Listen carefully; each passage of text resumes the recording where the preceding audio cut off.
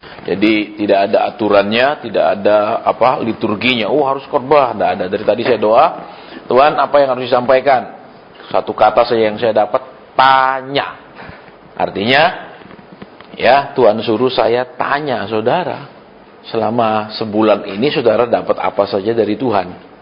Yang pertama, ya, yang akan kita bahas adalah supaya saudara dan saya itu mengerti bahwa sering kali Tuhan bicara kepada saudara dan saya. Ini dulu yang pertama. Ya, supaya jangan saya dapat mimpi misalnya. Biasa itu mimpi. Ya, tapi yang jelas Tuhan tidak akan kasih saudara mimpi togel, ya. Kenapa? Karena Tuhan mencuri uang dari orang lain untuk memberikan kepada saudara. Orang lain beli togel rugi, terus saudara yang dapat untung karena togelnya menang. Tuhan nggak akan merugikan seperti itu. Jadi kalau ada gitu-gitu tangking, ya, itu bisa cobaan dari setan, bisa juga dari pikiran sendiri. Jadi yang pertama, saudara, tahap yang pertama adalah supaya saudara dan saya tahu bahwa Tuhan bicara kepada saudara dan saya. Ini dulu yang pertama. Kemudian dari yang pertama ini supaya saudara dan saya bisa punya keyakinan, bisa membedakan bahwa itu dari Tuhan. Entah itu mimpi, entah itu penglihatan, entah itu suara, entah itu pikiran, ya. Ini poin yang pertama. Jadi saya disuruh tanya ke saudara. Dari tadi saya suruh tanya, Tuhan tanya apa? Kemudian Roh Kudus bilang, supaya yang pertama supaya mereka itu bisa membedakan itu suaraku dan penglihatan dari aku atau bukan. Ya, kemudian yang kedua sudah saudara bisa tahu ini dari Tuhan. Yang kedua adalah supaya saudara dan saya punya keberanian menceritakannya. Karena banyak orang dikasih penglihatan mereka takut menceritakannya. Bisa satu karena takut salah. Yang kedua takut diejek orang, modelnya kamu nggak kelas. Misalnya itu. Yang ketiga, saudara, ya ada kemungkinannya ketika mereka menyampaikan mereka menjadi orang-orang yang dimusuhi dan tidak disenangi. Ya, jadi banyak orang mengambil sikap aman, ya. Sudah, saya nggak mau cerita, saya nggak mau ngomong, nanti apa? Orang nggak percaya. Nanti orang menganggap saya terlalu rohani, orang anggap saya sombong dan macam-macam alasan sehingga apa yang Tuhan sampaikan kepada saudara dan saya itu tidak menjadi berkat. Ya, nah di poin yang kedua ini, saudara, ya nomor 2, saudara dan saya akan mengalami pelatihan apa yang harus disampaikan dan apa yang tidak untuk disampaikan. Ya, tidak semua kalau nanti Tuhan kasih saudara penglihatan atau apa, semua untuk disampaikan, tidak. Saudara, ya, kemudian nanti sesudah saudara punya keberanian menyampaikan, ya, menceritakan, itu ada juga bagian-bagian yang tidak untuk diceritakan atau disampaikan. Nah, keberanian menceritakan ini juga saudara akan kemudian dilatih cara menyampaikannya dengan benar. Saudara, ya contohnya karena orang-orang yang belum benar-benar lebih dewasa di dalam Tuhan, itu kadang-kadang keluar sombongnya. Kenapa? Pas orang ramai dia ngomong, Tuhan bilang sama kamu. Supaya kenapa? Orang-orang dengar, dia peka. Ya, padahal ada hal-hal yang sensitif cuma boleh disampaikan 4 mata. Ya, ada misalnya, ya Tuhan bilang dia selingkuh. Terus langsung panggil suami istri, sini ya, suami kamu Tuhan bilang selingkuh. Wah, rame. Saudara, masih apa? Saudara akan tanya Tuhan, kalau istrinya bisa terima nggak kalau kita sampaikan di depan dia? Kalau nggak, kita panggil suaminya sendiri. Itu ada, saudara, ada protokolernya yang orang-orang sering rusak, sering mengacaukan semua sehingga jadi hancur. Contohnya, ya ada istri yang suka ngentit uang suami. Artinya, nggak seizin suami bantu keluarganya terus. Ya, Tuhan bilang beritahu dia. Nah, kalau Tuhan bilang beritahu dia, beritahu istrinya doang, jangan di depan suaminya. Panggil sini, kamu tahu istrimu maling? Nah, itu perang dia, saudara. Ya, jadi di poin yang kedua, keberanian menyampaikan, ya, kemudian bisa membedakan yang harus disampaikan atau tidak, terus cara menyampaikannya, dan cara menyampaikannya ini pun, saudara dan saya akan belajar, ya, memilih kata-kata yang bisa diterima oleh dia atau lebih bisa diterima oleh dia. Contohnya, Tuhan bilang, orang ini hamba uang. Misalnya, ya. Saudara tidak bisa bilang, maaf ya, Anda itu hamba uang. Tidak boleh saudara ngomong gitu. Kenapa? Tidak boleh disampaikan mentah-mentah ke orang. Bisa? Nah, sekarang terus apa? Kalau Tuhan bilang, dia hamba uang. Nah, terus, cara nyampaikannya gimana supaya dia bisa terima? Ya kan? Begitu. Sekarang tidak salah saudara merubah bunyinya, tetapi tetap artinya sama. Ya, saya sering saudara harus melembutkan apa yang saya harus sampaikan kepada orang-orang, karena kalau saya sampaikan mentah dia pasti tolak. Dia pasti tidak terima. Dan seringkali orangnya keliwat keras, sudah dilembutkan kayak apa lembutnya juga tetap dia nggak mau terima, saudara. Ini memang ada tipe-tipe seperti itu. Ya. Nah, sekarang lihat ya contohnya. Jadi habis ini saya akan tanya saudara. Ya, dan saya akan minta saudara cerita di depan. Ya, karena kalau tadi Tuhan bilang tanya mereka, berarti sebenarnya banyak sekali Tuhan sudah bicara kepada saudara dan saya. Ya, yang akan saya beri kesempatan nanti di bagian sini lebih dulu.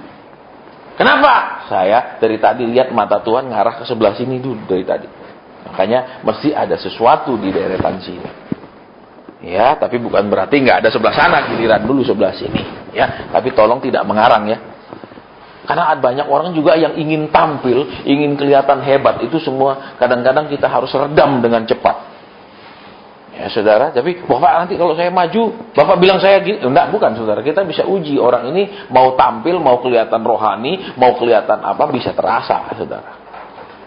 Ya, jadi sampai di mana tadi poin keberapa? Poin pertama, tahu Tuhan bisa bicara, yakin itu dari Tuhan, bisa membedakan itu dari Tuhan, dari pikirannya sendiri. Poin kedua, berani menyampaikan, betul? Terus apa lagi?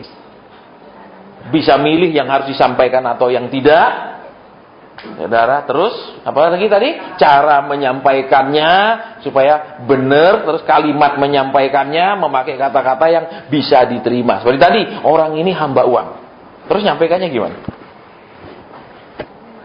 Nah, ada seninya. Kita akan katakan, Tuhan katakan kepada saudara, ya toh, jangan terus-terusan hanya memikirkan tentang keuangan. Jangan hanya mempertimbangkan segala sesuatu dengan nilai uang. Bisa. Dia akan, ya oke lah. Tapi kalau kamu hamba uang, nolak. Enggak, dalam nama Yesus, saya sudah bayar perpuluhan, saya berani nabur. Oh, dia akan langsung tolak. Karena itu buat dia telah menuduh dia. Tapi kalau dibilang, apa? Anda itu banyak sekali kekhawatiran tentang uang. Sehingga apa? Kasih sedikit aja mikir nanti pasti akan jadi kurang. Misalnya. Padahal uangnya katakanlah punya 100 miliar. Kasih 1 juta, dia bilang dia sebentar lagi jadi miskin karena 1 juta kurang. Ya toh? Jadi cara ngomongnya, Anda seringkali khawatir tentang uang. Sehingga banyak hal Tuhan suruh Anda lakukan, Anda tidak lakukan karena kekhawatiran itu. Jadi ada seninya menyampaikan. Nah, kalau saudara sudah di dalam Tuhan lembut dan peka, seorang nyampaikan lembut, saudara akan cepat sadar bahwa itu memang sangat tajam sebenarnya. Tapi kalau bebal, tambah kita lembutin, tambah nggak ngerti dia, saudara. Ya, terus kalau kita kerasin, tambah ngamuk dia. Memang orang bebal susah, dikerasin ngamuk, dilembutin ngelunjak, susah kalau yang bebal. Ya, jadi mohon mengerti, saudara. Ya, nah, terus apa lagi? Poin yang selanjutnya, ya. Jadi berani nyampaikan, berani pilah-pilah, terus belajar cara menyampaikannya. Nyampaikannya juga menyangkut waktunya, tempatnya, caranya, dan kalimat menyampaikan. Contohnya, saya pergi doakan orang. Tuhan bilang, aku tidak sembuhkan orang. Dia harus pulang. Saya nggak bisa bilang, tolong persiapkan penguburannya ya. Loh.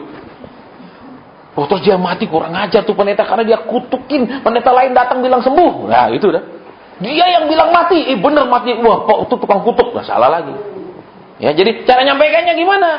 Kalau Tuhan bilang, aku tidak akan sembuhkan. Seperti yang berapa bulan lalu kan di Solo. Ada seorang anak gadis bunuh diri, minum HCl.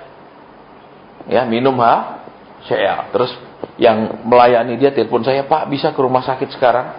Ya, tolong ini minum HCl. Hebat sekali memang ya, minumannya sakti, bukan keras, ini benar-benar super keras, saudara ya. Jadi kalau saudara minum yang biasa-biasa XO apa itu enggak keras. Kenapa? Ya, yang paling keras itu HCl karena namanya saja sudah air keras. Ya. Saya masuk ke ruangan itu, ya. Jadi sebenarnya waktu dia telepon pun Tuhan sudah kasih lihat peti mati. Berarti mati pasti. Saya masuk, dia masih kondisi diinfus dan segala macam. Terus Tuhan kasih saya pakai hikmat. Kenapa? Kalau dia bisa bertahan 3 hari, dia akan panjang umur. Kalau bisa bertahan sampai 3 hari, hari kedua dia mati. Jadi berhikmat ngomongnya, jangan bilang, tolong siapkan sudah peti mati. Loh, ya, kalau apalagi kalau keluarganya sayang dia, bisa diamuk kita, betul? Kurang ngajar nih pendeta, kita imani sembuh, betul? Sudah diminyakin, sudah diapain misalnya, betul? Sembuh, betul? Terus kita bilang mati, wah ini cilaka. Jadi apa saudara? Jadi saudara akan belajar protokoler cara menyampaikan. Tapi ingat, tidak pernah ada cara menyampaikan tabur ke kami, itu nggak akan ada. Ya, kalau saudara dibilang tabur, saudara masih doa sendiri, Tuhan. Masa sih engkau suruh dia apa? Masa engkau cuma ngomong ke dia, suruh kasih dia? Mestinya engkau ngomong dulu ke saya harus kasih dia, baru engkau ngomong ke dia, suruh dia ingatkan saya bahwa saya harus memberi dia, begitu kan? Jangan kok itu dia aja yang dapat, saya nggak dapat. Betul, betul. Itu nggak seimbang. Nah, di poin-poin itu kita akan belajar. Kemudian apa, saudara? Bukan saya. Sudah kita belajar protokolernya. Poin selanjutnya, apakah sesudah saudara dan saya sampaikan, saudara harus mendukung orang itu dalam doa atau sekedar menyampaikan dan selesai? Kemudian, apakah saudara dan saya harus mengecek kembali apakah orang itu, misalnya kalau itu perintah teguran dia lakukan atau tidak, atau bukan urusan saudara dan saya? Atau saudara harus peringatkan dia kembali dan lain-lain. Itu akan ada level-level selanjutnya. Ya. Jadi, kalau saudara-saudara sering saya ngomong halus, itu saudara perlu curiga. Sebenarnya saya perhalus. Ya, contohnya orang ini doanya amburadul misalnya. Ya, saya nggak akan bilang maaf ya di mata Tuhan doamu kacau balau, nggak mungkin. Saya akan bilang, ayo perbaiki jam doanya, ayo bangun setiap pagi berdoa. Padahal bisa jadi Tuhan ngomong sama saya orang ini doanya kacau balau, cuman saya kasih halus. Karena kalau dibilang, kacau balau, enggak Pak, saya bangun jam 3 ya saya doa jam 3, saya bangun jam 4 ya saya doa jam 4, saya enggak bangun ya saya enggak doa. Nah, ya kan orang akan cenderung apa? Defensif dan memberikan alasan-alasan ataupun bahkan bisa menyerang kita balik.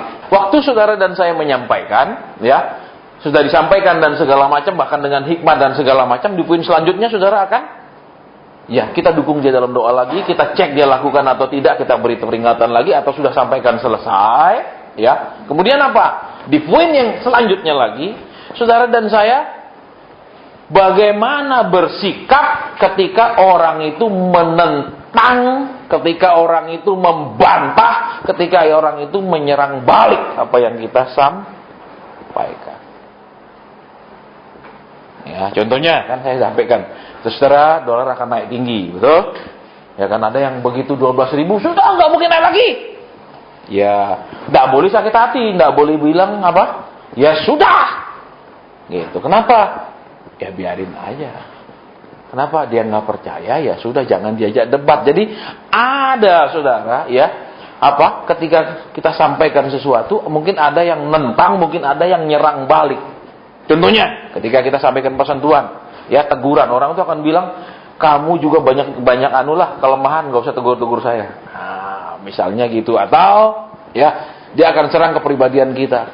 Misalnya, kamu aja pasti ada nggak beresnya hidup kamu, nggak usah lah ngomong-ngomong dah Tuhan.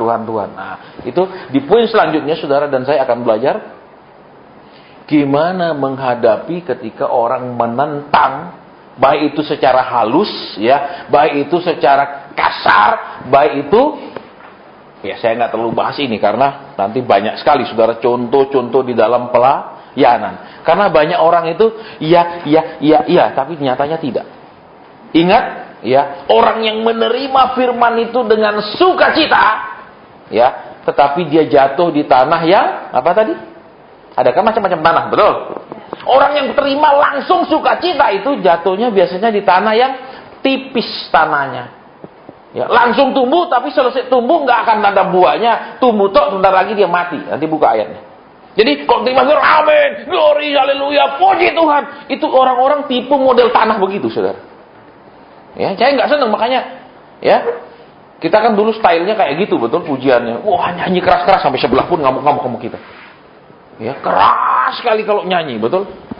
Itu bukan style yang kita butuhkan, saudara. Ya, terus saudara yang beban berat, letih lesu, percaya kita nggak butuh, saudara, betul. Saya paling benci kalau ada pemimpin pujian bilang, saudara yang beban berat, letih lesu. Saya nggak letih lesu, saudara, cuma lelah dong. Iya, beban berat enggak, saya sudah berhenti olahraga angkat berat.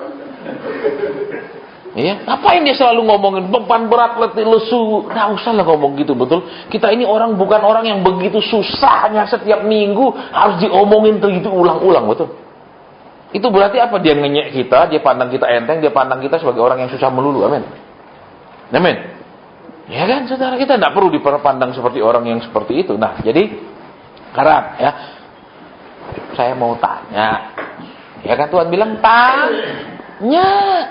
Tidak disuruh khotbah, saudara, ya sudah, tidak disuruh khotbah, tidak apa-apa. Ya itu gampang kan?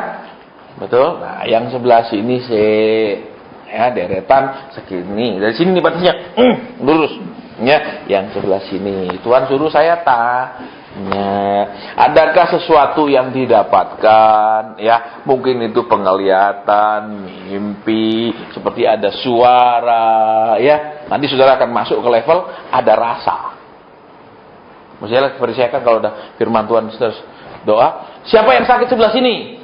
Itu badan saya dikasih rasa sakit. Saudara, kalau kasih rasa sakit itu saya nggak terlalu kesakitan. Tapi kalau kasih rasa orang lagi mumet otaknya itu saya nyerah. Tuhan bilang nih lo kayak gini rasa mumetnya, ada saya bilang Tuhan cukup mumetnya, jangan lama-lama di otak saya. Itu yang biasa. Nah, sekarang yang bagian sini dulu.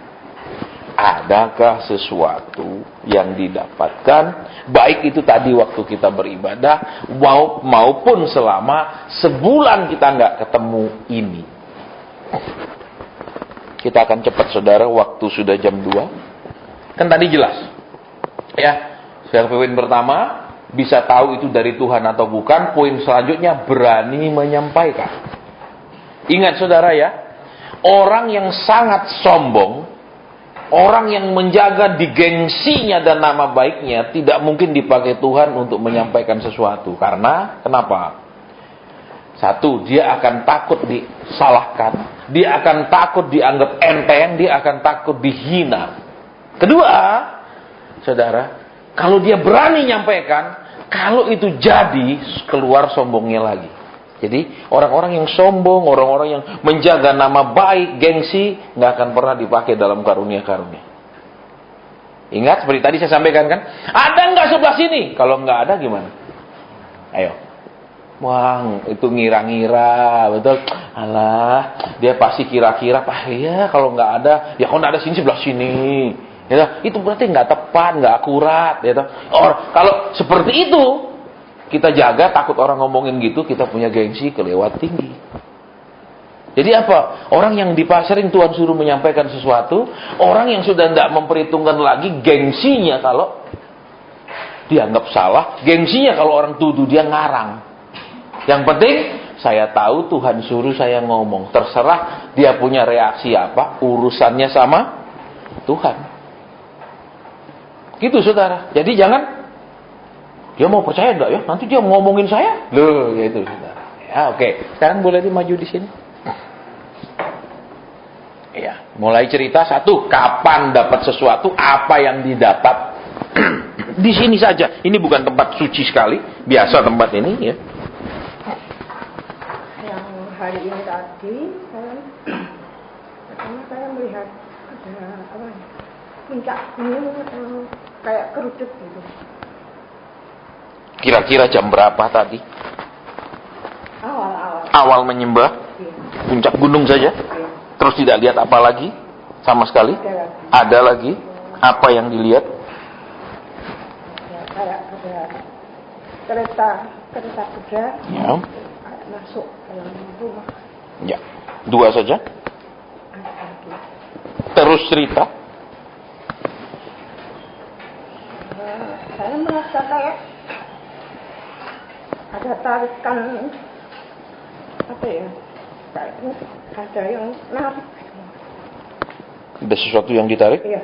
Baik. Padahal saya tarik gitu. Itu yang ketiga. Yang keempat ada lagi? Saya diberi lembar. Tidak ada tulisannya? Sama sekali? Kayaknya Tidak ada. belum ada. Baik, ada 4. Yang kelima? Udah ada beberapa hari yang lalu. Ya. Saya melihat sepasang sandal tapi sepasang. Sepasang. Ya. Baik. Ada lagi? Itu apa sih? Saya melihat juga itu ada kayak apa ya, toko Ya. ini atasnya tertutup rapat. Baik. Oke, saya nggak anu dulu. Kita sampai di sini dulu karena nanti kalau terus disuruh ingat-ingat kadang-kadang ada yang lupa. Ya, baik. Saudara. Yang dilihat banyak hal, ada gunung, ya, ada kereta, ya, macam-macam. Jadi saudara perhatikan di sini, ya.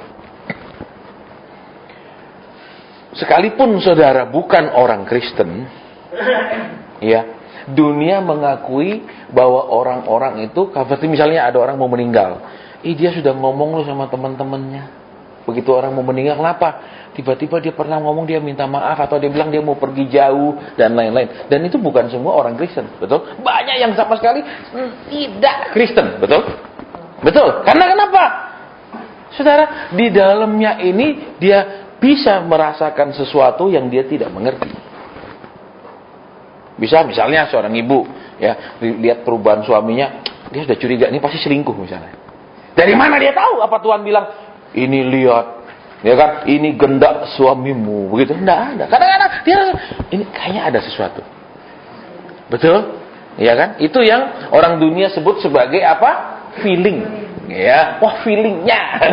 Ya, itu. Terus apalagi istilahnya itu feeling atau apalah macam-macam, saudara, ya. Dan itu tidak hanya bukan orang Kristen, orang dunia pun bisa ada, saudara. Betul? Nah, apalagi orang Kristen yang punya Roh Kudus. Baik, saya tidak bahas dulu apa yang dilihat tadi seperti gunung, ya. Ketika seorang diperlihatkan gunung berarti apa? Dia harus sampai ke atas, perjalanannya harus naik terus. Terus apa lagi, saudara? Ketika seorang diperlihatkan sebuah gunung, Tuhan akan membawa dia kepada puncak kehidupan dia.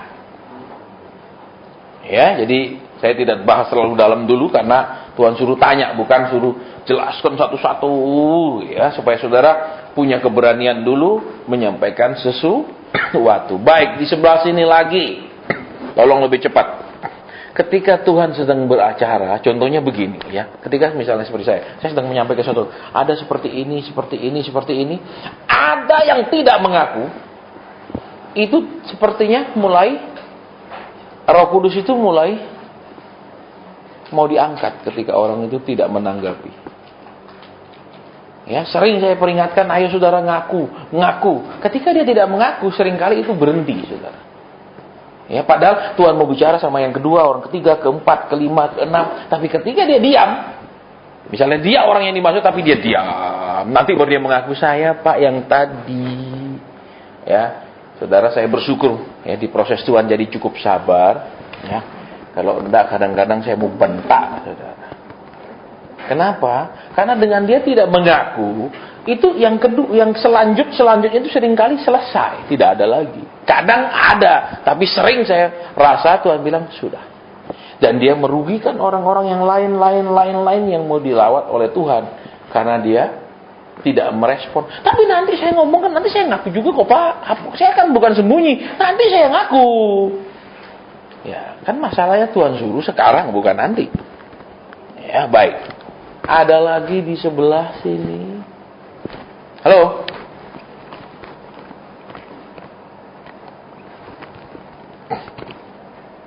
Silakan dong di depan. Iya. Menghadap ke sana, jangan menghadap ke sana. Ya, apa yang dilihat atau didengar, Dipegang ini mic-nya. Ya. Kira 1 bulan yang lalu ada. Tinggi. Nanti kalau enggak dengar orang. Kira saya 1 bulan yang lalu, saya itu masih keadaan sakit. Ya. Ya, pusing dan lagi sesek gitu. Ya. Nah itu waktu itu saya mimpi ada total banyak orang itu sama istri saya itu tahu pergi. Ya. Nah, pergi ternyata tidak kembali lagi. Nah saya itu bingung. Terus? Ya, saya tidak tahu kan saya ada sakit itu. Nah, saya diam aja dulu. Terus besok pagi saya orang-orang saya ngomong-ngomong, wah kok kamu kok pergi sama orang-orang tidak kembali lagi. Tidak balik. Iya. Juga. Ditunggu berapa lama tidak balik? Sehari, 2 hari? Ya. Waktu mimpi ya tidak pulang lagi. Ya dalam mimpi itu tidak pulang-pulang sama sekali. Iya. Saya tunggu-tunggu tidak pulang. Langsung mikirannya, wah mau dibawa pulang sama Tuhan ya? Iya. Betul? Begitu? Iya. Ada lagi yang kedua? Tanya satu? Satu saat itu saya setelah itu mimpi lagi. Saya kan saya di rumah. Ya. Itu tahu-tahu kakak saya tapi sudah meninggal. Ya. Tapi saya tidak bilang kok kamu sudah meninggal, kok datang enggak, saya tidak bilang gitu. Ya. Dia sudah meninggal, datang terus sama istrinya datang lagi. Sama istrinya, kok nginep tempat saya. Ya. Dia tahu-tahu dia tidur di belakang. Ya. Sudah gitu aja. Sudah. Cuma 2. Iya, cuma 2. Silakan duduk. Saudara tolong diperhatikan ya. Ketika saudara mendapatkan sesuatu, itu kemungkinannya ada 2. Yang pertama, memang Tuhan sudah memberitahu lebih dulu bahwa itu harus terjadi. Ya, dia memberitahu keputusannya lebih dulu kepada kita bahwa dia akan lakukan ini supaya kita siap, supaya kita tidak pahit. Itu yang pertama. Yang kedua, dia memberitahu kita, ya, kalau kita tidak mendoakan dengan sungguh-sungguh, kalau kita tidak memohonkan dengan sungguh-sungguh, maka yang dia kasih lihat itu akan terjadi. Jadi ada 2, saudara. Yaitu yang pertama, Tuhan memberitahu keputusannya. Yang kedua, Tuhan memberitahu kita bahwa kalau kita tidak berdoa, kalau kita tidak memohon, maka itu yang akan terjadi. Berarti apa? Ada 2 kemungkinan. Yang pertama, keputusan. Yang kedua, kemungkinan yang akan terjadi. Alias, kalau sudah keputusan itu tidak bisa dibatalkan. Tolong perhatikan. Ya, tapi Pak, misalnya, Heskia akan bisa dibatalkan. Iya. Heskia, banyak orang saya temukan tidak bisa dibatalkan. Ya, tolong diperhatikan. Tetapi juga kadang Tuhan beritahu, apa maksudnya? Ayo doa supaya tidak terjadi. 99 akhir. Ya, ketika kami sedang berkumpul berdoa, tiba-tiba Roh Kudus bilang, pulau ini akan mengalami kerusuhan. Bukan Pulau Jawa, tolong perhatikan, tapi Pulau Lombok. Saya sampaikan kepada mereka semua, Tuhan katakan pulau ini akan mengalami kerusuhan. Rata-rata nggak percaya karena memang tidak pernah ada kerusuhan-kerusuhan yang berarti. Kalau perang antar kampung sering, tapi kerusuhan yang besar tidak pernah. Terus Tuhan kasih tahu, aku butuh 100 pendoa. Alias rencana ini bisa batal kalau ada 100 pendoa. Padahal orang Kristennya begitu banyak. Tapi yang punya kualitas, punya level, punya sertifikat pendoa yang diakui Tuhan, tidak ada sampai 100. Ya, kemudian 1 tahun kemudian, ya, 1 tahun lebih sedikit, saudara, lebih beberapa bulan, ya, yaitu tanggal 17, 18, 19 Januari tahun 2001 terjadilah kerusuhan besar. Nah, jadi apa, saudara? Tuhan beritahu ini akan terjadi, tetapi kalau ada 100 orang berdoa ini batal. Tetapi saudara tolong perhatikan ya, Tuhan tidak bicara tentang jumlah 100 orang berdoa, tapi 100 pendoa. Tolong perhatikan, orang berdoa semua kita adalah orang yang berdoa, tapi level pendoa tidak banyak. Nanti saudara cari di internet khotbah saya, judulnya kriteria seorang pendoa. Jadi jangan, oh saya ikut doa keliling, saya ini pendoa. Ya, itu ada syarat-syaratnya. Seorang pendoa harus telinganya bisa mendengar, matanya bisa melihat di alam roh. Itu baru level pendoa. Bisa, kalau orang tuli, orang buta pergi perang, ngapain? Betul, nggak usah dia duduk-duduk aja dia nyemplung masuk got, amin. Betul, apalagi suruh pergi perang. Jadi harus kriterianya mata dan telinganya itu harus sudah dibuka, baru dia level pendoa. Itu baru kriteria yang pertama. Kriteria yang kedua, ya, seorang pendoa adalah orang yang selalu setuju dengan kehendak Tuhan. Bukan orang yang selalu menghadang Tuhan. Tuhan, patahkan, hancurkan. Padahal Tuhan tidak suruh hancurkan, dia patahkan, hancurkan. Ya, kecuali saudara misalnya dulu masih muda, ya kan? Punya saingan, ceweknya juga ditaksir orang lain. Ya, saudara patahkan dia, lain lagi urusannya. Yaitu, ku patahkan, ku hancurkan kau. Nah, itu lain lagi, itu pakai kekerasan, betul? Nah, jadi, apa? Ada kriterianya yang namanya seorang pendoa. Bukan cuma, ayo kita doa rame-rame, kita... Itu bukan pendoa, saudara. Itu orang berdoa. Ya, nanti saudara cari di internet, saya tidak bahas terlalu dalam. Judulnya kriteria seorang pendoa. Itu ada. Ya, saudara tinggal cari aja Evelyn Sassoena ketemu. Ketemu ada judul khotbah itu, gampang sekali kok. Kalau di Google. Supaya kenapa? Tahu nih namanya seorang pendoa itu yang kayak apa. Oh, dia rajin doa, Pak. Rajin doa itu bukan pendoa kalau telinganya dan matanya tidak bisa lihat ke alam roh. Ya, ingat itu. Makanya banyak doa sekota katanya, doa menara doa, omong kosong, saudara. Kalau seorang penjaga menara buta, gimana dia lihat musuh? Betul, betul. Dia harus bisa melihat. Oh, ini akan terjadi begini, akan begini. Dia harus bisa lihat. Terus dia bisa dengar ke alam roh. Jangan tuli sudah buta dan tuli suruh menjaga. Apa yang dijaga sama orang buta dan tuli? Betul. Lu maling lagi bongkar rumah, dia tuli, dia nggak akan dengar. Amin.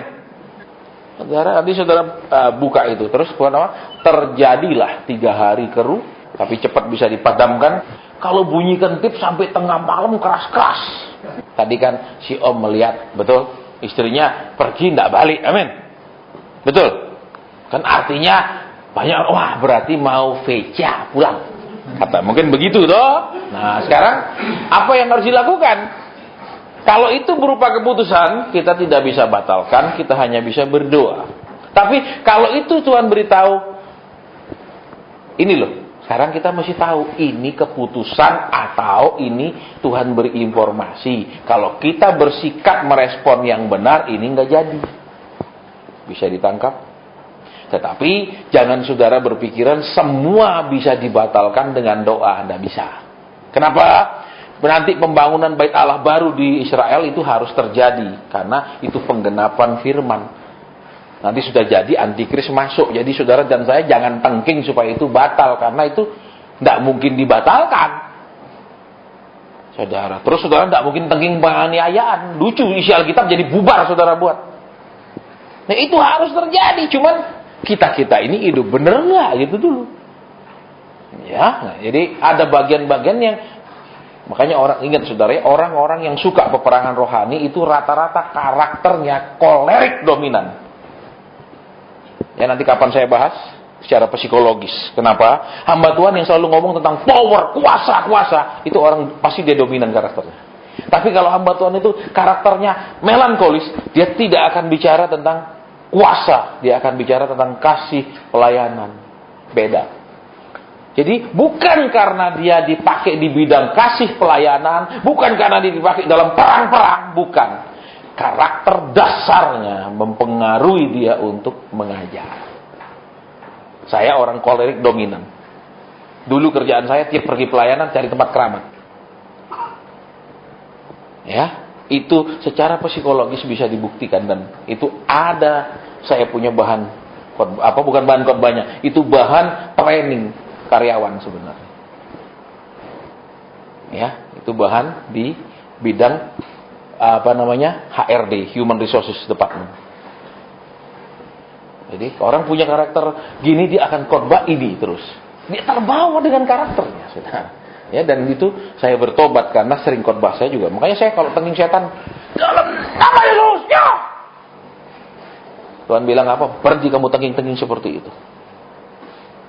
Loh kan biasa Tuhan tengking. Tuhan bilang, tidak usah. Kamu minta kepada aku sembuhkan orang itu. Tidak usah kamu tengking-tengking. Karena kan kamu punya kuasa lawan setan. Nah itu saya berhenti. Sampai hari ini tidak. Ya, tidak. Kalau dulu, kenapa? Keren kelihatannya saudara kalau kita tengking-tengking. Betul? Hebat ya. Apalagi terus terjadi orang itu sembuh. Keren urapannya. Akhirnya apa? Kita yang keren, saudara. Ya, baik, kita nggak bahas itu, tapi sekarang kita mau lanjutkan. Jadi Om, sekarang jawabannya sederhana. Apakah dia mau berdoa sungguh-sungguh? Ada hal-hal yang Tuhan butuh kerjasama dengan saudara. Ada hal-hal yang Tuhan butuh doa saudara. Bisa ditangkap maksudnya? Bisa jadi, ya terserahlah. Ya, misalnya kalau mau dikasih panjang umur ya nggak panjang. Kalau pendek ya pendek, amin. Apalagi kalau misalnya banyak utang, pendekin aja Tuhan. Bisa ya. Tapi kalau lagi bahagia, panjangin, amin. Enak aja panjang pendek, apa-apaan saudara. Betul? Misalnya itu. Sekarang tugasnya Om apa? Doakan sungguh. Bisa? Nah, berarti sudah diberitahu toh. Sekarang tinggal direspon apa tidak. Jangan, ya enggak apa-apalah, pulang aja. Belum. Misalnya gitu ya. Baik. Kemudian ada seorang laki-laki lagi di sebelah sini yang saya kasih kesempatan untuk bercerita apa yang dia dapat. Seorang laki-laki. Saya tidak tunggu terlalu lama, saudara. Kalau saudara tidak respon, saya pindah ke sebelah sini. Apa yang didapat, silakan berdiri dan menceritakan. Di sini, Pak. Tidak tahu ini benar atau tidak, Pak. Tidak masalah. Yang penting cerita. Ya. Oh ya, silakan. Beberapa bulan yang lalu, mungkin 1 bulan yang lalu, ketika saya tidak berdoa, lagi mau ke toilet, tiba-tiba saya dapat penglihatan. Saya lihatin, apa ini? Kayak hitam, kayak gunung gini kok. Longkang. Ya. Saya deketin terus gini, terus mulai kelihatan kayak ada batu-batunya gitu. Tapi bukan batu akik ya? Bukan. Ya. Saya sudah feeling ini Ya. batu bara. Ya. Saya tanya, apa ini? Batu bara? Cuman gitu aja. Ya. Terus saya penasaran kan. Saya memang sudah ada kongsi batu bara dan ya jelungup kok. Oh iya. Nyungsep. Oh, batu bara, stres saya. Ya. Nggak lama kemudian kira-kira 3 minggu, Ya. ada teman yang lain ngajak join lagi. Mhm. Saya, loh, kok aneh, ini dari Tuhan atau tidak? Ya. Kita sempat meeting, bahas, wah gini. Terus kita memutuskan minggu lalu kami ke Martapura, Ya. survei lokasi. Ya. Tapi setelah meeting saya doa, Ya. Allah Roh Kudus, kamu penolongku. Saya banyak belajar juga. Saya nggak mau jatuh lagi. Ya. Kalau memang ini bukan dari kamu, kasih tahu saya. Ya. Kira-kira saya selesai meeting jam 1 ya, terus saya jemput anak sekolah sambil makan. Jam 3, jam 4, kayaknya ada suara, enggak. Ya. Tambah bingung lagi kok. Nah. Loh, yang kemarin tak lihat apa ini? Ya. Gitu. Nah, kira-kira gitu. Terus saya sebenarnya mau tanya bahasan, cuman nggak enak gitu. Oke. Saya Baik. cuma doa aja. Tuhan, ya siapa tahu biarlah kalau memang ini dari Tuhan, biarlah mungkin bahasan atau Ya. siapa yang ini lah kok ini ada pertanyaan begitu, apakah ini yang dimaksud atau Baik. enggak gitu. Baik. Kurang lebih begitu. Ya, silakan duduk. Makanya kenapa saya bilang tadi seorang laki-laki, dengan jelas Tuhan bicara ada 2 laki-laki. Ya, makanya saya bilang dengan pasti seorang laki dengan pasti. Ya. Oke, batu bara. Tuhan kasih lihat batu bara, kan sudah pernah nyungsep. Mungkin merasa, wah nanti bisa bakal, katakanlah mungkin tanpa disadari, begitu lihat batu bara, nah mungkin boleh terjun lagi, minimal untuk narik kembali kerugian, gitu dah. Nah, tapi kemudian dapat kata tidak. Berarti udah jelas kan? Ya, kalau kemarin dengar siaran di radio kan, dia ketemu saya, dia bilang, Pak, saya mau invest batu bara di Kaltim. Oke, saya bilang saya nggak bisa jawab. Saya selalu mengatakan saya tidak bisa jawab. Saya katakan, ayo kita doa. Tuhan bilang tidak. Tapi dia ngeyel. Itu teman saya yang ngajak kongsi kaya raya karena batu bara, Pak. Dia sukses karena batu bara. Dia sudah kerja batu bara puluhan tahun. Ngotot dia sudah. Terus kan susah kalau orang ngotot, betul? Kalau sudah ngomong, sudah kerja, berarti dia nggak mau saya bantah loh. Coba saudara kalau debat sama istri misalnya.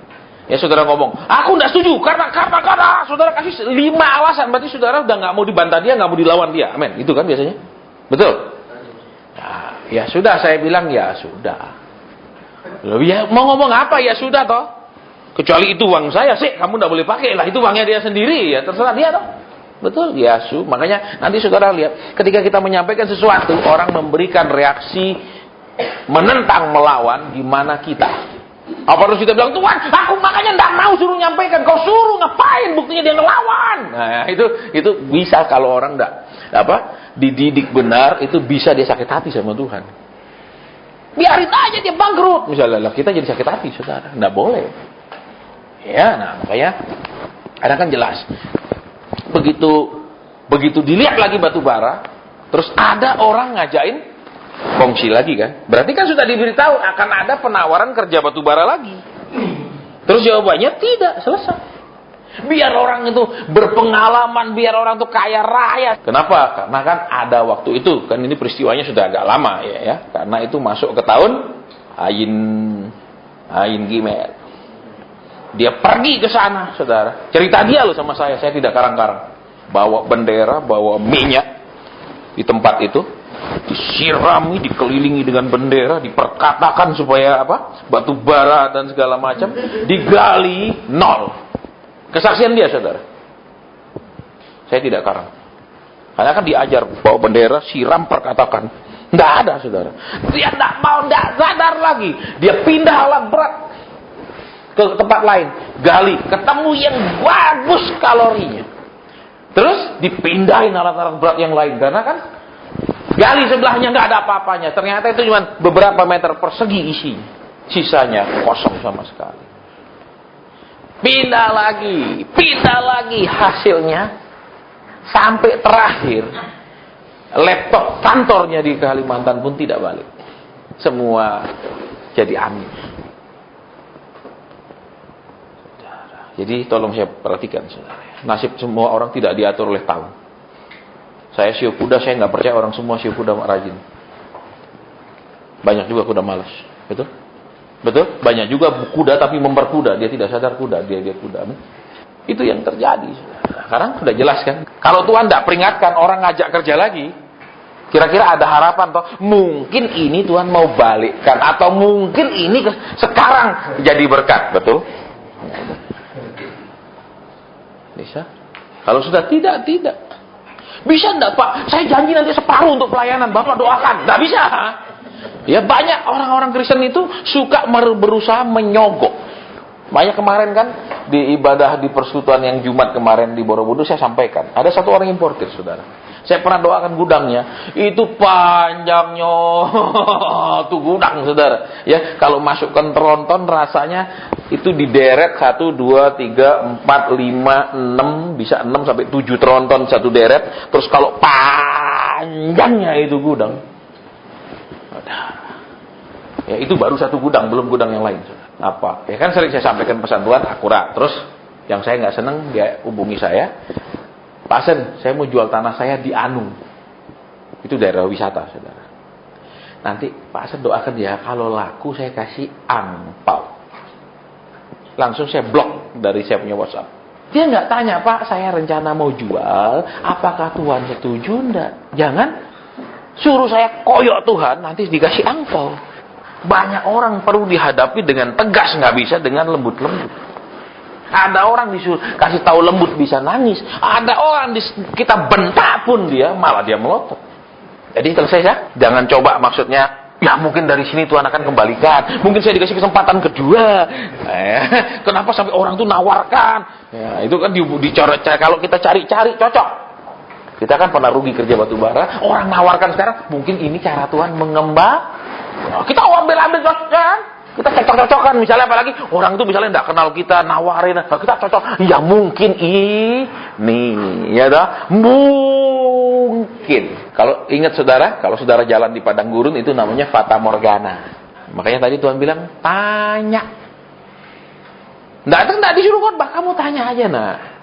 Terus tanya apa Tuhan? Tuhan bilang, supaya mereka satu, ya tahu itu aku atau bukan. Mereka mulai belajar belajar membedakan.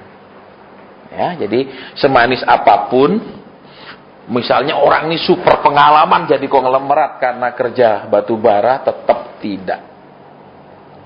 Tapi kalau mau nabur ke sana silahkan. Oke, ya dua. Yang ketiga, kan sudah nih dua laki-laki. Sekarang yang mana? Kan tadi sudah yang dua nih. Apa yang di belakang-belakang misalnya yang sering masih SMS-an, WhatsApp-an waktu kita nyembah misalnya. Misal, oh saya dapat Pak, dapat ini berita tadi saya buka waktu nyembah saya buka WhatsApp misalnya ya. Kalau saudara terus-terusan begini, ya misalnya SMS-an, WhatsApp, ganggu temennya waktu nyembah.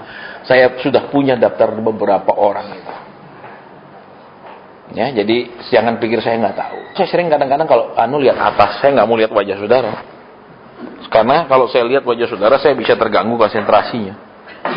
Di sebelah sini ada beberapa orang yang Tuhan suruh saudara cerita. Ada hal yang mendesak dari 3 orang di tempat ini, di daerah sini, ya, yang harus dia cerita. Kok tahu? Tuhan bilang ada 3 orang yang memang mereka harus ceritakan. Tapi bisa ada lebih, iya. Tapi yang 3 itu urgent sifatnya. Yang 3 itu sifatnya mendesak. 1 orang dulu di sebelah sini. Iya, Cik, apa yang didapat? Waktu Februari saya ke Jakarta. Waktu di Jakarta 3 hari saya dikasih Tuhan penglihatan ada kompor masak air. Ya. Tapi saya waktu itu tidur di hotel. Ya. Nah, perasaan nggak masak apa-apa. Ya. Nah, saya turun ke bawah, dia nggak ada. Ya. Terus aku ngomong ke adikku juga saat itu ikut. Kok ada kompor ya kak ya? Ya. Saya apa di Semarang enggak? Aku Ya. biasanya di Jakarta. Ya. Gitu. Nah udah tuh jam 3 kasih lihat lagi, Ya. makin besar apinya, panas banget. Ya. Akhirnya saya lihat lagi, wah ini kok bisa apa? Artinya saya kurang tahu. Ya. Terus akhirnya saya mutusin saking panasnya kelihatannya saya tidur di bawah, turun ke bawah. Ya. Ternyata tidur di bawah bareng mama. Ya mama itu ternyata sakit Pak. Ya. Jadi dia BAB sampai pakai pampers sampai di sininya bolong kan Ya. nggak dikasih tahu Ya. adik. Nah itu ke satu. Terus habis itu waktu ke Semarang sebulan yang lalu saya dikasih mimpi ada teman dikasih kacamata banyak Pak. Ya. Dikasih dia kacamatanya bentuknya banyak, terus ada yang sebelah ada apa bentuknya banyak Pak. Ya. Nah yang 3 hari yang lalu ini saya dikasih dia buaya Pak. Ya. Buaya tuh ada 3 ekor. Ya. Terus yang satu mau nyamperin besar Ya. banget. Terus ada orang bantuin pakai batu. Ya. Pakai batu yang besar. Ya. Pakai batu yang besar sekali lempar itu buayanya kabur. Ya. Terus yang 2 itu mau deketin saya. Ya. Nah saya pakai lempar tapi batu itu kecil. Ya. Lempar tapi nggak terlalu kena sasaran. Aku bangun Pak. Ya. Nah kok tadi barusan saya kan kesini waktu itu hidungku tersumbat Ya. sebelah. Nah waktu nyembah saya bilang Tuhan saya nyembah Engkau tapi saya nggak nyaman dengan hidungku. Serang 5 menit kemudian langsung Tuhan silakan.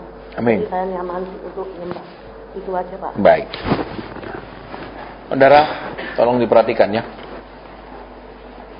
Semakin saudara dan saya pinter Alkitab, semakin saudara dan saya nggak pernah diajak ngomong sama Tuhan. Saya mau beritahu saudara. Kenapa? Karena saudara tidak butuh Tuhan untuk menjelaskannya. Saudara merasa kita sudah mengerti dan tidak butuh lagi Dia. Itu yang pertama. Yang kedua, mungkin orang Kristen sudah pergi gereja, sudah bayar pembunuhan segala macam. Dia merasa ya sudah otomatis semua lancar, semua diberkati. Dia mau belok kiri lancar, belok kanan lancar, mau lurus lancar, semuanya lancar, semua jalan. Itu yang jadi kesalahan-kesalahan yang fatal. Ya, baik.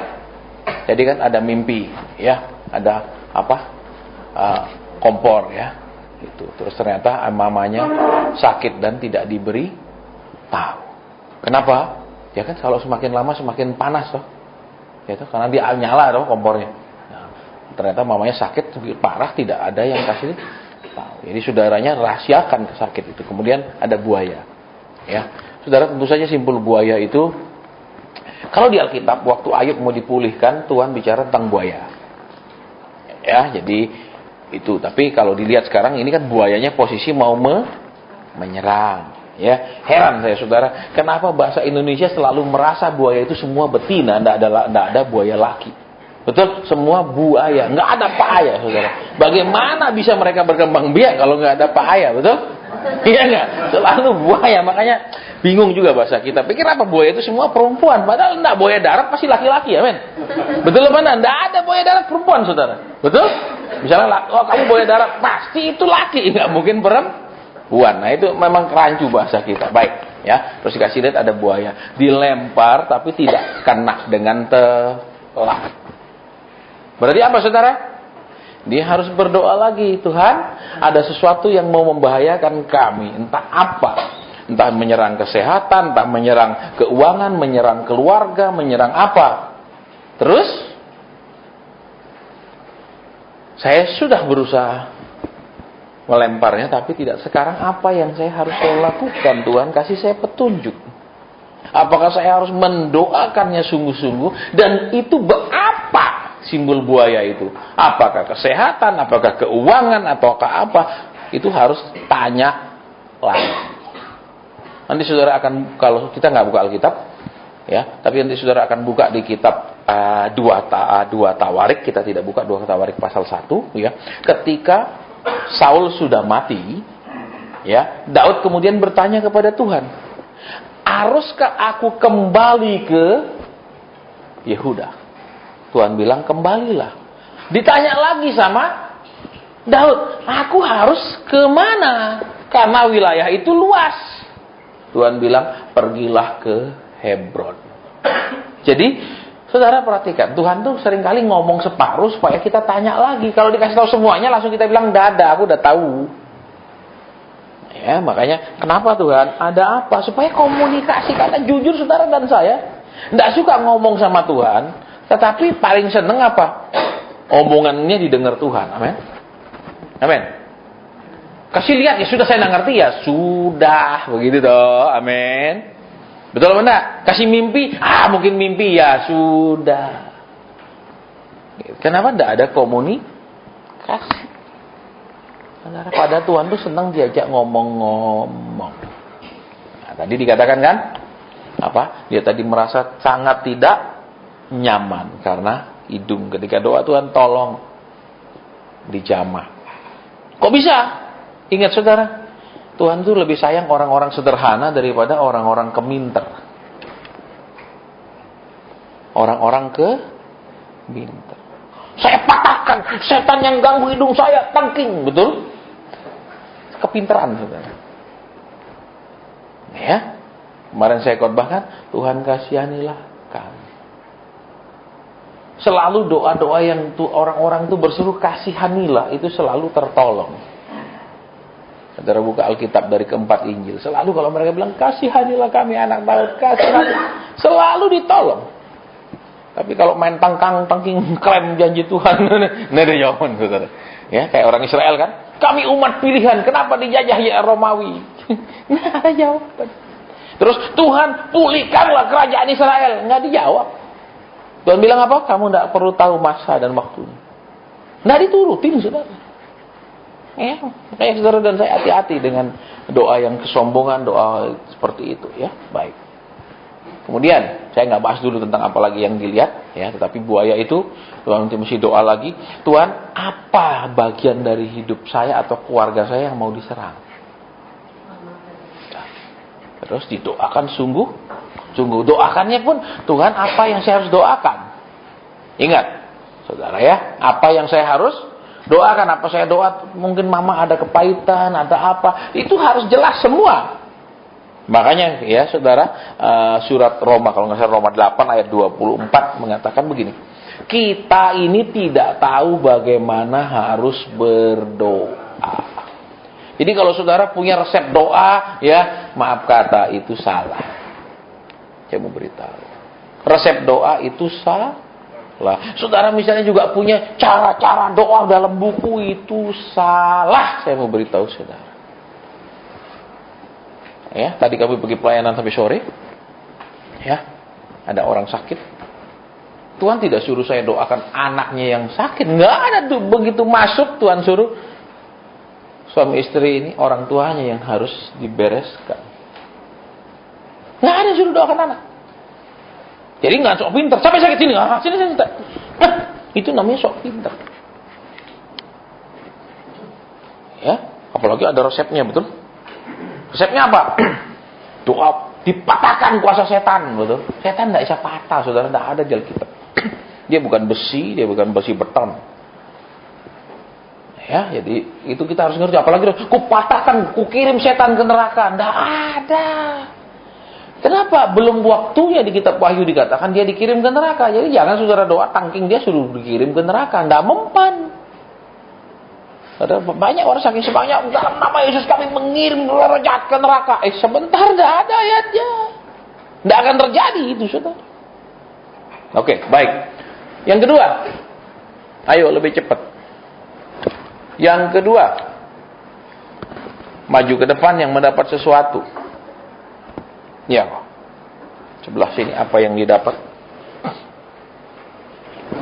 Dua hal yang saya dapat, yang pertama mungkin lebih bersifat personal ya untuk diri saya, yaitu saya sekitar 1 bulan yang lalu saya melihat cahaya terang seperti bintang itu turun. Cahayanya begitu menyilaukan mata, kemudian cahayanya turun atas saya dan istri saya.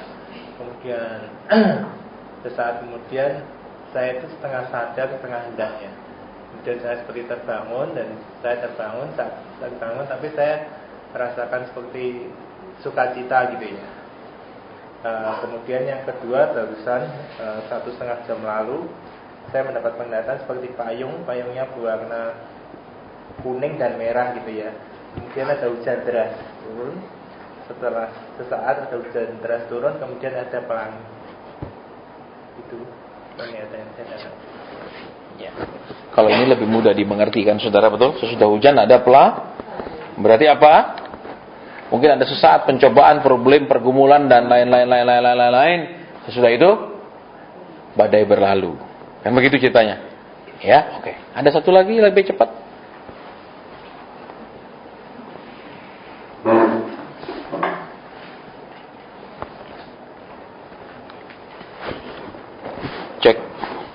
Cek. Kedengaran? Udah deh, nggak usah dicoba lagi kalau sudah begini. Ya. Daripada kita terganggu konsentrasinya hanya karena mic. Ini saya yang saya dapat sebenarnya selama sebulan ini agak banyak, tapi yang 3 hari dari hari Senin itu setiap malam, tengah malam saya doa sama suami saya itu selalu mendapatkan yang hari Senin itu saya dapat ada binatang-binatang besar yang serasa mau menelan saya. Terus ada katak besar, ada buaya, ada macam-macam. Terus yang Selasanya saya melihat ada banyak mata banyak sekali dalam keadaan gelap gulita. Terus yang Rabunya itu saya kayak melihat ada kayak cacing tanah besar, jadi kayak tremor gitu mau menelan saya, dan tiba-tiba saya kayak ada di wilayah timur di tanah-tanah gersang, tapi hawanya tuh kayak penuh dengan hawa kematian yang berkabut-kabut, dan di depan saya tuh ada gunung besar, dan gunungnya itu meletus dengan sangat dahsyat. Terus waktu kemarin di Borobudur, waktu baru awal-awal nyembah, saya dapat penglihatan. Pertama tuh dapat jubah, tapi jubahnya tuh warnanya nggak putih bersih. Terus dapat mahkota yang menyilaukan mata, tapi nggak terlihat secara detail. Terus kemudian dapat tongkatnya pendek segini, tapi separuh tuh emas, separuh tuh kayak kayu jati yang coklat bagus banget. Terus setelah itu dapat mahkota lagi, tapi secara detail ukirannya itu kelihatan detail banget. Dah saja. Baik. Ya, saudara tolong diperhatikan ya. Di dalam proses mendengarkan suara Tuhan tadi kan ada belajar memanu, terus nanti ada lagi sesudah itu kelanjutannya, tahap selanjutnya daripada itu adalah Ya. Ini kan sekarang Tuhan bicara kepada saudara. Ya, kasih penglihatan apa. Terus kalau saudara sekarang mau minta petunjuk sama Tuhan, itu akan berbeda. Tidak semua orang yang bisa dengar apa, dikasih penglihatan, dikasih mimpi dan lain-lain, kemudian bisa bertanya kepada Tuhan. Tolong diperhatikan. Itu nanti masuk ke tahap 2. Saya dikasih lihat. Oke, Anda dikasih lihat. Tapi misalnya, ini ada 2 bidang tanah. Tanah ini katakan 1 hektar, sana 1 hektar. Tuhan, belinya yang mana? Sekalipun saudara sering dapat mimpi penglihatan, itu saudara tidak akan bisa mendengarkan ini yang kiri atau yang kanan, karena itu akan masuk ke tahap yang berbeda dari kedekatan sama Tuhan. Ya, yang bisa Tuhan sepihak saja bicara kepada saudara, kasih lihat, kasih mimpi, tapi saudara nggak bisa tanya balik, nggak akan bisa dengar. Nah itu nanti masuk lagi ke level yang berbeda, sehingga Tuhan ini yang ini atau yang ini bisa tanya. Ya, oke, nanti kita bahas itu kalau nanti apa. Pokoknya yang penting dulu, berdoa sungguh-sungguh dulu, ya tak? Ya, nanti yang bulan depan mungkin yang belakang-belakang harus pindah ke depan semua, tolong nanti didata. Ya. Apalagi yang masih suka SMS-an terus-menerus itu, ya. Baik, kita lanjutkan. Ya. Jadi yang dilihat banyak, ya, serangan-serangan dari kuasa gelap, ya. Nah, saudara, penglihatan itu macam-macam. 1, saudara melek begini, sadar 100%, buka mata normal, itu bisa lihat. Itu penglihatan tipe yang tertinggi. Ya, itu yang namanya di dalam bahasa Ibrani-nya damah. Damah itu adalah melihat ke alam roh dengan mata jasmani. Buka gitu. Jadi enggak baru lihat, enggak merem baru lihat. Ya, itu enggak usah merem. Nah, juga ada yang merem dulu baru lihat. Ada yang tidur dulu baru lihat dalam mimpi. Itu semua sama. Tetapi levelnya berbeda. Maksudnya, kalau saudara pergi ke satu tempat, Pak, ini saya mau beli rumah ini, gimana? Misalnya, ya toh? Terus begitu lihat, ada yang kecil-kecil, ya. Oh, berarti rumahnya banyak setan. Bisa ditengking? Bisa. Terus dibeli. Udah itu masih terus saja ribut-ribut di rumah suami istri. Ya toh? Berarti setannya sudah pergi, betul, setan baru masuk 2 orang. Suami istri, ya toh? Betul, suami istri itu, ya toh? Karena tidak berantem, ya toh? Itu. Baik, kita. Jadi terus gimana? Kalau kita lebih banyak dikasih lewat mimpi, saudara terpaksa harus tidur dulu tuh. Sebentar, kasih saya tidur dulu. Besok pagi saya. Kalau dapat. Kalau enggak, kemarin saya tidur nyenyak sekali, tidak dapat apa-apa. Lah, itu ngaco. Berarti apa? Semuanya sama dari Tuhan. Dari mimpi, dari tutup mata waktu berdoa, dari buka mata melihat, semua sama. Cuma levelnya berbeda. Maksudnya, kita penting sekarang misalnya. Tuhan, ini gimana? Oke, tutup mata. Oh, lihat. Ini tempat tidak baik. Ini tempat dulu ada hutang darah. Tempat ada sebuah pembunuhan, misalnya. Ya. Terus, boleh beli nggak Tuhan? Kalau Tuhan bilang boleh, kita usir kuasa gelapnya. Kalau Tuhan bilang tidak boleh, nggak boleh usir-usir. Ya, seperti di atas sini. Ya, situ kan ada tanah luas sekali. Ada satu orang sudah siapin dana besar sekali untuk bangun hotel bintang 5. Ya, diajak saya, Pak, saya naik jalan, saya mau beli ya tanah itu, katanya. Saya mau bangun hotel bintang 5. Oke, kita ke sana, saudara. Ya, parkir mobil, saya masuk, begitu masuk. Ya, saya langsung lihat tuh, enggak tutup mata, begitu buka mata ada buaya jalan pakai kaki 2. Itu raja buaya. Terus ya liatin dia liatin kita, saling lihat. Terus, Tuhan boleh beli enggak? Kalau boleh beli, berarti dia itu harus keluar dan kita patahkan. Tuhan bilang tidak boleh. Kasih tahu dia tidak. Ya, saya bilang, Tuhan bilang nggak boleh beli tanah ini. Nggak boleh bangun hotel di sini. Jangan kita main. Nggak apa-apa. Dalam nama Yesus kan dia akan kalah. Roh yang ada pada kami lebih besar daripada semua roh yang ada di muka bumi ini. Maaf, baru setan buaya, betul? Raja buaya, Godzilla aja kalah, misalnya gitu. Loh, itu ngawur. Kenapa? Begitu kita tengking, setan itu tahu kita sudah melewati batas wewenang. sudah melewati, kalau di ilmu hukum namanya melewati jurisdiction. Gitu loh. Jadi setan tahu kita bertindak mau kita sendiri. Tapi kalau Tuhan bilang, iya, dia juga tahu dia harus pergi. Nah, di situ makanya kenapa setannya gampang pergi, kenapa setannya sulit pergi? Ya. Nah, terus, Pak, kalau lihat setan gimana? Enggak masalah. Kenapa? Saudara berkaca aja waktu marah udah jadi setan, amin. Iya, buat istri saudara, buat suami saudara kan jadi setan, amin. Ya, enggak? Loh, jujur aja saudara. Ini gitu. Jadi enggak usah takut. Kenapa? Ya, lebih menakutkan setan berbentuk manusia itu daripada setan asli, amin. Amin. Loh, setan asli paling menakutkan. Gitu. Ya dah, kalau setan yang yang manusia ini kan bisa macam-macam. Yang aku sayang kamu loh, aku belikan ini, tapi ke sana juga belikan sama yang lain. Misalnya kayak gendaknya. Iya dah, itu lebih bahaya saudara, setan-setan yang begitu. Amin. Baik. Jadi sudah berapa orang tadi? 1, 2, 3. Ya kan? Terus kenapa melihat mahkota? Ya, mahkota bicara seringkali bukan hanya tentang jabatan raja. Jabatan raja seringkali bicara tentang harta kekayaan yang Tuhan akan berikan. Tetapi mahkota juga bisa berarti orang itu diangkat oleh Tuhan menduduki sebuah kedudukan. Bukan hanya bisa diartikan sebuah kedudukan di dunia, tetapi juga sebuah kedudukan di alam roh. Tolong diperhatikan. Dia diberikan kedudukan bisa di alam roh. Setan tahu dia jadi apa, sehingga saudara itu pernah suatu kali ada satu orang ibu kerasukan roh Nyi Blorong, ya, bukan roh kidul tapi Nyi Blorong, karena kalau secara roh itu kuasa dari mulai Pelabuhan Ratu ke timur sampai Banyuwangi itu roh kidul, dari Banyuwangi ke timur Bali terus itu penguasaannya Nyi Blorong. Dia dirasuk Kristen ini kan, di persekutuan. Terus tangking-tangking sama pendeta yang ada. Terus saja dia ngerasukan ngomong. Terus saudara. Nggak mempat. Ya.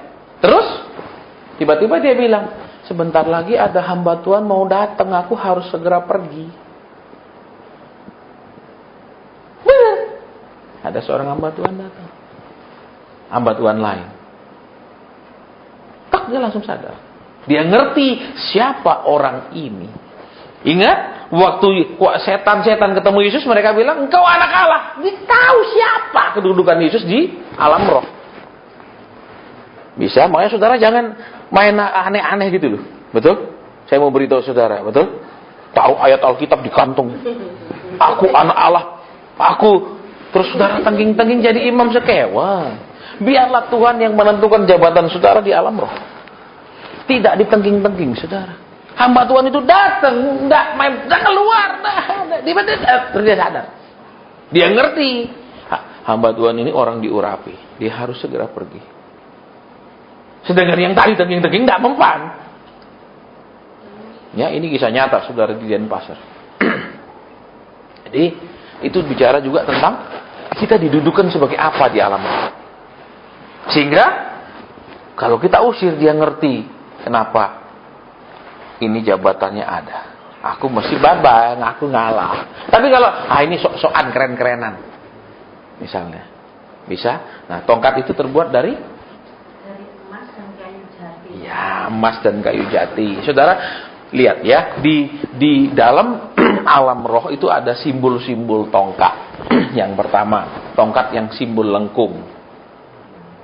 Ya, itu tongkat gembala. Berarti apa? Satu, orang itu bisa mungkin disuruh menggembalakan bukan gereja, tapi menggembalakan mungkin beberapa orang, dia bina, dia arahkan, dia bimbing, itu juga tongkat. Kedua, tongkat yang sama yang melengkung, itu juga tongkat kuasa. Ya, tongkat kuasa. Sekarang bedanya tongkat yang begini sama yang pendek apa? Ingat. Kalau yang panjang, yang pelengkung panjang, perjalanan orang ini masih panjang di dunia. Tolong diperhatikan. Masih panjang. Jadi tongkat itu bisa juga berfungsi walking stick. Saudara tahu atau apa namanya? Saya punya untuk naik gunung itu. Ya, yang 2 biji. Saya lupa namanya, saudara. Istilahnya bukan wating itu ya. Itu. Yang kedua, saudara, ya. Kalau yang pendek sama kalau yang berarti saya mau mati kalau dikasih pendek. Bukan. Ya, yang pendek itu lebih tinggi sebenarnya pangkatnya daripada yang lengkung. Kenapa? Kalau yang pendek itu sebenarnya tongkat komando. Contohnya begini, kalau orang dikasih tongkat yang panjang sama Tuhan, kalau orang sakit, seringkali dia harus doakan jama urapi. Karena dia tongkatnya lengkung pendek. Tapi kalau tongkatnya yang pendek, dia tidak perlu pakai alat apapun, pakai media apapun. Tolong diperhatikan. Dia cuma cukup bilang, jadilah. Kalau Tuhan suruh dia ngomong, jadilah, sembuhlah, pulihlah, atau apa Tuhan suruh. Dia nggak perlu tumpangi tangan, nggak perlu pakai minyak, nggak perlu pakai apapun. Karena dia sudah menerima kuasa seperti tongkat komando. Tinggal diacungkan, sudah selesai. Ya. Tapi Pak, saya nggak butuh yang gitu-gitu. Saya sekarang ini butuh jodoh misalnya. Ya, ini kan nggak ada hubungannya misalnya. Yang kedua, makanya saudara, ya kemarin saya kaget waktu siaran radio siang kan, tiba-tiba Ibu Etna yang nemeni saya siaran ngomong. Dan saudara yang mau datang pergi persekutuan nanti malam, kiranya bukan datang untuk konseling. Padahal saya nggak pernah suruh dia ngomong begitu. Kenapa? Karena memang di mana-mana fenomenanya orang datang nungguin kapan jamnya saya didoakan, kapan jamnya saya maju Betul? Sering saya sudah khotbah 1,5 jam, udah kaki saya sakit sekali, udah mulut saya lelah, baru duduk sudah balapan maju. Ya, tuh ada yang bilang, ayo cepat. Jadi dari dia datang itu dia tunggu kapan saya berhenti ngomong sebenarnya, bukan mau dengar firman. Saudara carilah gembala, saudara telepon disuruh ini, Bapak gembala sana suruh. Betul, jangan seneng ke sana, susah ke sini, betul? Betul. Enak aja ada apa saya semua lu. Kita itu jadi orang mau terima duit, mau pekerjaannya, jangan mau terima duit, nggak mau pekerjaannya. Duitnya mau, pekerjaannya nggak mau, tanggung jawabnya nggak mau, nggak bisa dong. Betul. Perpuluhannya mau, masalahnya nggak mau, kasih asan sana, konseling aja. Tapi perpuluhan tetap bawa sini. Enak aja. Uangnya mau, masalahnya nggak mau. Orang paling suka bagi masalah sama kita, betul? Jarang orang suka bagi berkat Allah, amin. Kalau masalah sama semua orang mau dibagi. Ya, saya sering dikasarin orang. Bapak saya telepon dari pagi nggak bisa masuk. Loh, saya nggak tahu bisa masuk apa enggak, memangnya saya yang punya Telkom apa-apa semua, betul? Kok dia marah? Dari tadi saya Bapak lebih susah dicari dari SBY. Memang saya tidak punya kantor, SBY punya. Oh, kita tidak kenal. Kenapa teman kasih nomor HP? Susah ngubungi saya dimarah-marah. Kadang-kadang maaf, memang orang kaya itu sampai di neraka pun sombong. Karena Alkitab sudah bilang, betul. Waktu orang kaya sama Lazarus, ya, masih perintah-perintah tuh. Bapak Abraham dia berani perintah. Bapak Abraham suruh Lazarus turun, kasih minum. Main perintah lu, sudah di nerakanya orang kaya main perintah, apalagi di bumi. Itu Alkitab yang bilang loh, saudara, bukan saya. Betul. Terus Bapak Abraham bilang, di antara kami dan kamu tuh ada jurang. Dia lagi perintah, kalau begitu suruh orang pergi rumah saudaraku. Perintah lagi. Baik, saudara, kita break dulu. Sudah jam 3:30, ya 4:30 kita mulai lagi.